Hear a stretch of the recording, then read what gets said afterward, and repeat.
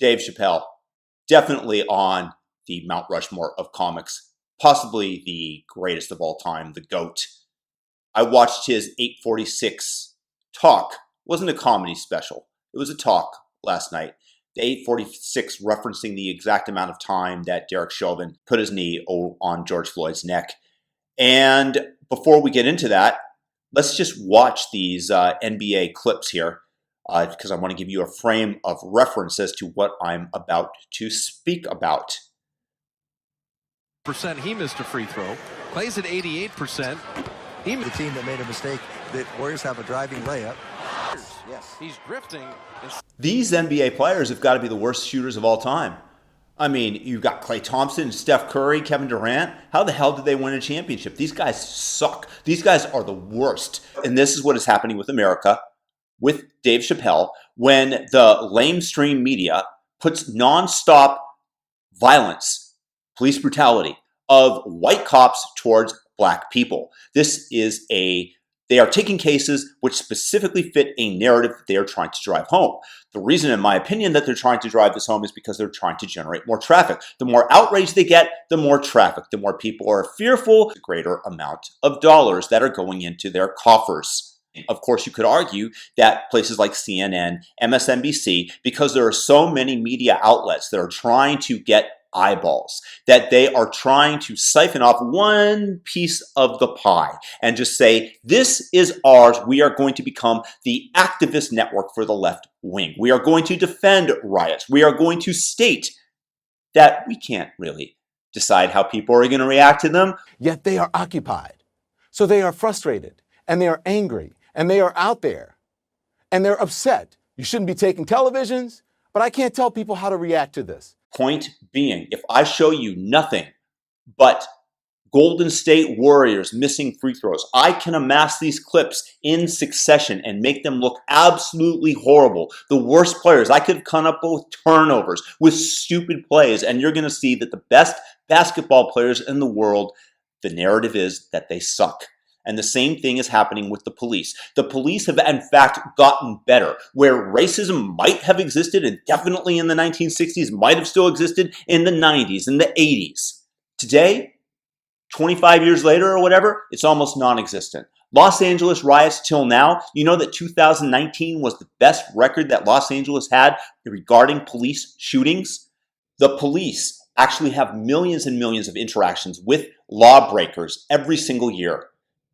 And they hit most of their free throws. In a job where you have to fear that somebody can reach into their glove compartment, pull out a gun, because this is America, and America, as we all know, is very heavily armed, and put a bullet into you. This is a constant fear that police, who are human beings, have. And right now what you're seeing, because of the media portrayal, because everybody is shaming the cops, you are seeing them resign. You are going to see, if this happens, if you defund the police, what you're going to see is increased lawlessness in various communities that don't have them. Not the rich communities who can afford to hire their own private security, to band together and have their own form of the police. You're going to see it, escalation in crime in areas that can least afford it. You take a look at what happens in Minneapolis. In Minneapolis, you are never going to see property values come back. Those areas that were burnt to the ground, the fear of that, the uncertainty are going to drive property prices down. So somebody who has a mortgage and owes money in the house is suddenly going to find himself underwater, unable to move, possibly has to give up his house to the bank. There are no jobs available. You burnt down the Walmart. All these people that were reliant on the local economy, and their places were burnt to the ground, their businesses destroyed, their prospects done. And now they want to defund the police in Minnesota. This is not going to work out well. The point being, of course, is that it's going to hit the people that can least afford it. And the cops are being shown front and center on CNN as bunglers. Anytime that you go onto the media today, you are continually seeing stories of cops that are sleeping on the job, shaming the police. What effect is this going to have? Not a good one. You're going to have to attract recruits with higher salaries. That's what's going to end up happening. The price of goods going in to the neighborhoods that are going to be most affected, that are least safe. The truckers are going to demand a higher price for the risk that they are enduring by bringing the goods and produce there. And again, it's the media coverage that fools none other than Dave Chappelle.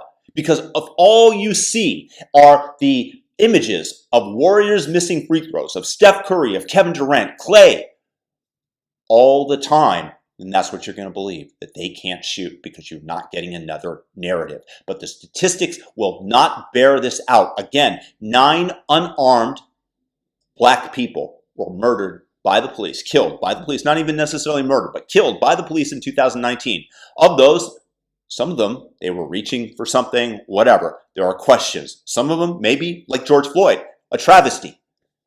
Nevertheless, the police have really been hitting their free throws, and they've been increasing in percentage. The number of shooting deaths is in fact down. Ronald Fryer, a Harvard economist, did a study with the presupposition that he was going to find that the police were killing black people disproportionately, but based on the number of violent crimes that they were engaging in, the number of times that they came in contact with the police, he found, in fact, that white people were shot disproportionately as compared to blacks.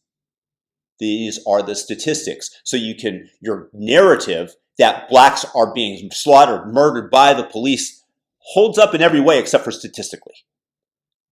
Keep that in mind. So look, the solution, absolutely, let's reform the police. Let's see what we can do about the union so that the police have some protections, but that the bad cops aren't kept on payroll. And most of all, in order to stem this, goodness gracious, dads, moms, raise your children together. It's been proven through statistical study after statistical study that having a dad at home lessens the risk dramatically of being involved with crime and the police, because you've got a male figure that you have to report to, that can guide you, that can shape you. If you guys think this is valuable, share it with a friend. Peace and blessings to everybody out there. Dave, still love you, man. Peace out.